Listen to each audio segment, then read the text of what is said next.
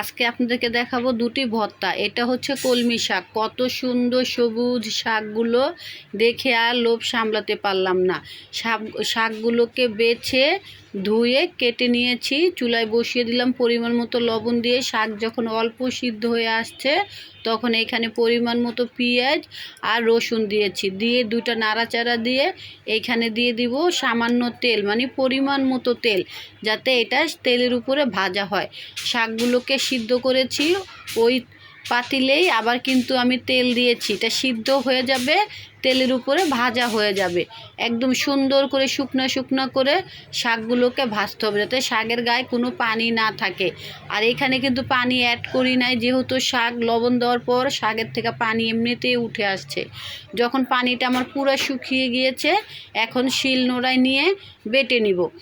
এটা শাক একদম নরম, একটা বাটা দিলেই হয়, একদম খুব সুন্দর মিহি একটা ভর্তা হয়ে যায়। তারপরে শাকটাকে ভালো করে একটা বাটা দিয়ে নিলাম, এটা এক বাটাতেই মিহি হয়ে গিয়েছে। এই শাকের ভর্তাটা কে কে খেতে ভালো লাগে, ভালো লাগলে অবশ্যই বাসায় ট্রাই করবেন। সবাই কমেন্টে জানাবেন যে আমি যে আপনাদেরকে হাতের কাছে যা আছে তা দিয়েই রেসিপি দেখাই, অল্প মশলার রেসিপি বা হাতের কাছে যা থাকে ঝটপট আপনারা কি করে কি দিয়ে খেতে পারেন পেট ভরে ভাত। ভালো লাগলে অবশ্যই কমেন্টে জানাবেন। দেখেন আমার শাকের ভর্তাটা কমপ্লিট হয়ে গেছে, কত সুন্দর কালার। এটা হচ্ছে ডাল ভর্তা, এটা হচ্ছে শাকের ভর্তা। দুপুরবেলা এরকম দুটি ভর্তা দিয়ে সাথে পোড়া মরিচ লেবু দিয়ে একটা অনায়াসে 3 প্লেট ভাত খেতে পারবেন। ভালো লাগলে কমেন্টে জানাবেন। আল্লাহ হাফেজ।